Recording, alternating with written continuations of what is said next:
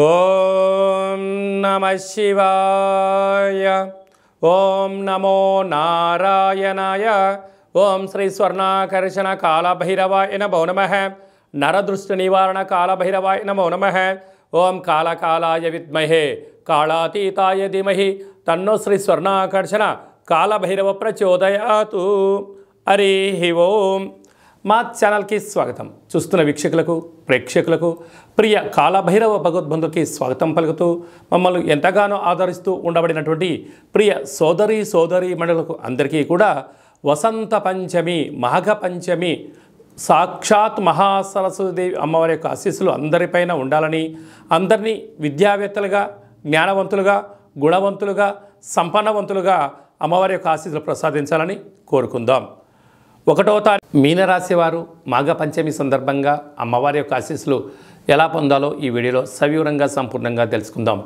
మీనరాశిలో ఏ నక్షత్రాలు వస్తాయనగా పూర్వాభాద్ర నక్షత్రంలోని చివరి పాదం 4వ పాదము, ఉత్తరాభాద్ర నక్షత్రంలోని 4 పాదాలు, రేవతి నక్షత్రం 4 పాదాలు కలిపితే మీనరాశి అవ్వడం జరుగుతుంది. చాలామందికి పుట్టినటువంటి కాల సమయంలో డేటా ఆఫ్ బర్త్లు లేనటువంటి కారణం వలన పేరు యొక్క మొదటి అక్షరాన్ని అనుసరిస్తూ ఆ రాశిని తెలుసుకునే ప్రయత్నం అవుతుంది. అవి ఏ అక్షరాలు ఒకసారి పరిశీలన చేద్దాం. ది, దుమ్, షం, ఝ, ధ, దే, దో, చ, చి అక్షరాల వర్ణం మీనరాశి జాతకులే. మీనరాశి యొక్క అధిపతి దేవగురు బృహస్పతి.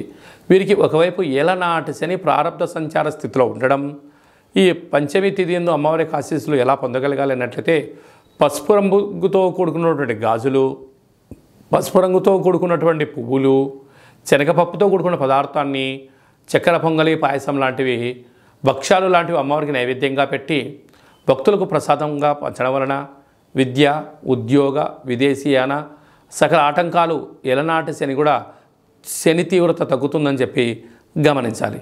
రాశిలోనే రాహు సంచార స్థితి ఉండడం వలన చిన్న చిన్న విషయాలకు ఆందోళన తగదు.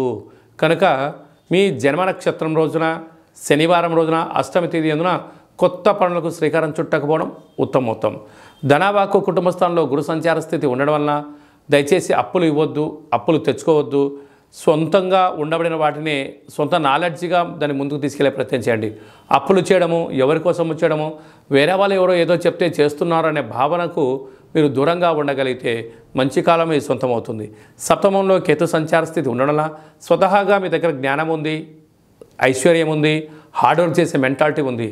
కనుక పక్కవారి కోసం మీరు దయచేసి త్యాగాలు చేయొద్దు, ఊహాలోకంలో తేలిపోవద్దు. అలాగే రాజస్థాన్లో కుజశుక్ర సంచార స్థితి ఉండడం వలన కష్టపడి పనిచేసే వారికి ప్రమోషన్స్, విదేశీయానము, స్వగృహము, రాజయోగం మీ సొంతం కాబోతుంది. లాభస్థానంలో బుధాదిత్య రాజయోగం ఉండడం వలన ప్రభుత్వ అధికారులతో స్నేహ సంబంధాలు, వ్యాపారాలు, ప్రభుత్వ ఉద్యోగం ప్రయత్నం చేసేవారికి యోగదాయకం. వ్యయంలో శని సంచార స్థితి ఉండడం వలన చిన్న చిన్న విషయాలకు ఆందోళన తగదు. ధర్మ మార్గంగా ఉండండి, ఆధ్యాత్మికంగా ఉండండి. ఉన్నతమైన బంగారు భవిష్యత్తు జీవితానికి శ్రీకారం చుట్టండి. అలాగే జల వ్యాపారాలు, హోటల్ వ్యాపారాలు, సాఫ్ట్వేర్ ఉద్యోగస్తులు, యూట్యూబ్, వాట్సాప్, ఫేస్బుక్ నడిపించే వారు, జర్నలిస్టులకు చాలా మంచి కాలము అని చెప్పి గమనించాలి.